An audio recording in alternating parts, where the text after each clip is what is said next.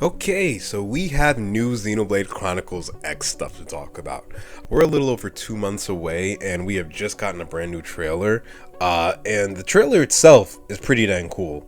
We got stuff that is very reminiscent of the old Wii U trailers, as well as evidently some new stuff, some new characters that look pretty dang cool. So I actually thought this was the perfect time to go over something that has been on my mind even before we got this trailer, which is Xenoblade Chronicles X going to end up being my favorite Xenoblade game? Because the hype is only going up as we get closer to release, and I'm here for it. That being said, though, I actually don't think that it will be my favorite Xenoblade game. I'm being just straight up with y'all on this. Like, here's the thing, and I don't think that this is bad in any way, shape, or form.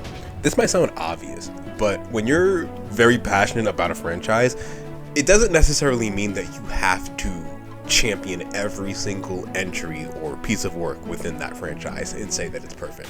Like, it's totally fine to have certain entries higher on your list of, your own personal enjoyment in comparison to others, despite the fact that you appreciate the series overall. And that definitely applies to Xenoblade.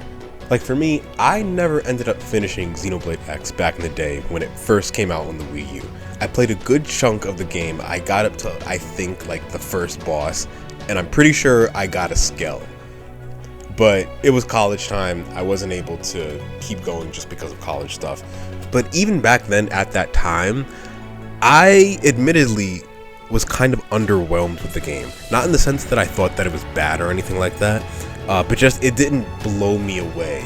Not like the Klaus trilogy did when I started playing the games on Switch. Like, when I started playing Xenoblade 2 and 3, like, those were games that really had me by the throat from day one. Like, those Xenoblade 2 specifically, I was taking that game with me on my Switch Lite. I was taking it with me to work like every single day, to the point where I would do a good chunk of work and then I would sneak off to the bathroom to go play more Xenoblade. Like, that's how much I was into Xenoblade 2.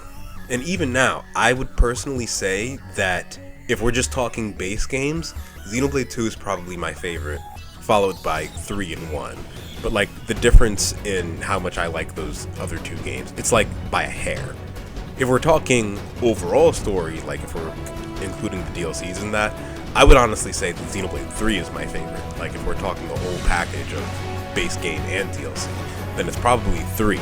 Followed very closely by Xenoblade 2 and then 1. So for me personally, and mind you, this is just a very casual, like, ranking. This isn't like any deep philosophical ranking that I'm giving you here. I'm just talking like overall enjoyment, if I had to answer that question that someone was asking. But yeah, it's definitely Xenoblade 2 and 3 that's like up at the pinnacle for me. So the question is, do I think that Xenoblade X can reach that pinnacle? And honestly, again, like, I don't think that it will. And for me, honestly, I think that's totally fine. Like, when I think about the hype that I personally feel for this release, honestly, guys, I'm just here for the vibes. Like, the vibes that this game is giving is what Harry McIntyre once described as space opera. On one of his streams when he was talking about Xenoblade, he very much described Xenoblade as a space opera, and I actually really liked that term that he used, or that phrase, because I think it fits Xenoblade very well. And yeah, those are kind of like the vibes that Xenoblade X gives off a little bit. And when I think about the fact that its overall tone is, some of you already know this, very different from the Klaus trilogy, I'm kind of going into it with different expectations. Like, I'm not expecting it to be the same Xenoblade experience that we've been getting this whole Switch generation.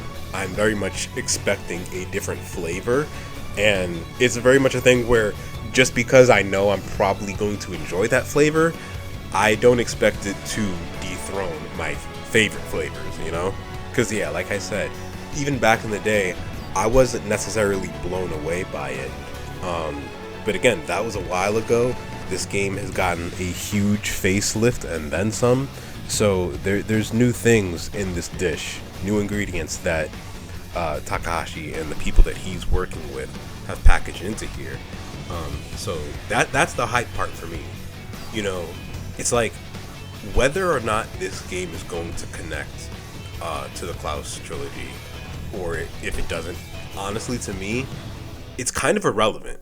Like, I would love for it to connect, and you know, for everything to have all of this connectivity that is just, you know, all of this crazy lore that us longtime fans can appreciate. But honestly, even if it doesn't, let's be honest, guys, it's still setting up for a new saga within its own right, and I think that that's very clear.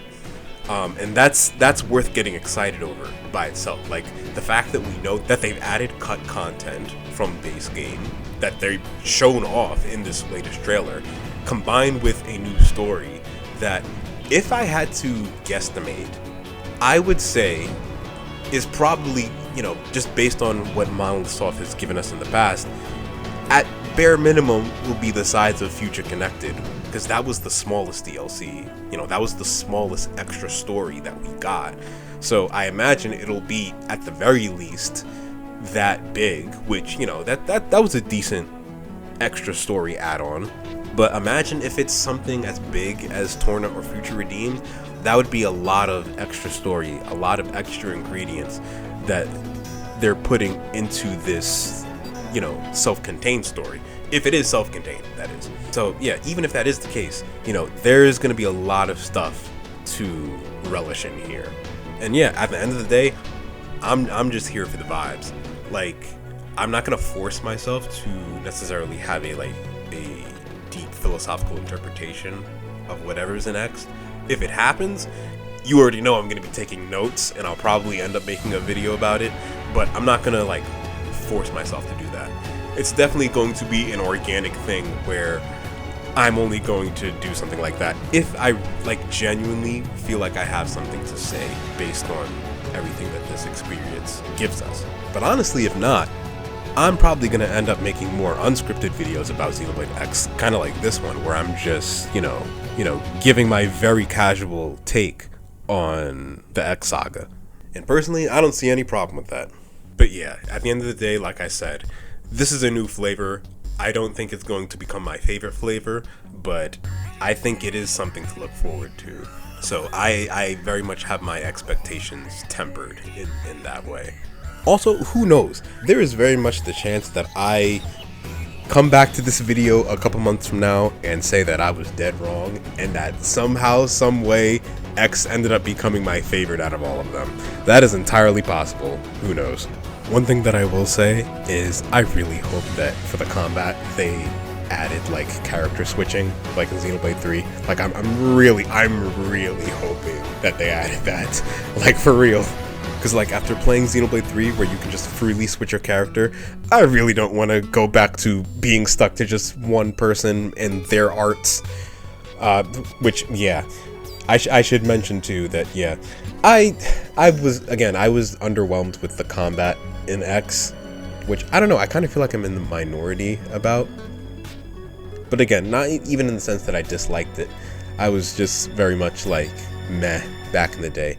But based on the way it looks now, the UI is actually readable, which I know has been a big talking point online. We're all in agreement, like we can actually see what's happening.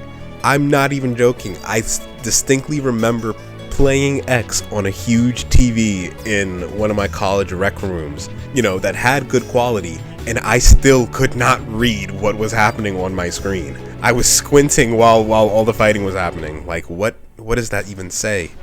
But yeah, like I said, who knows, maybe I'll be wrong in the end. Like, if X combat actually eclipses my love for Xenoblade 2 and 3's combat, that will be worth a video all by itself. I'm gonna just say that, you know. But yeah, we'll see. Let's just wait and see what happens.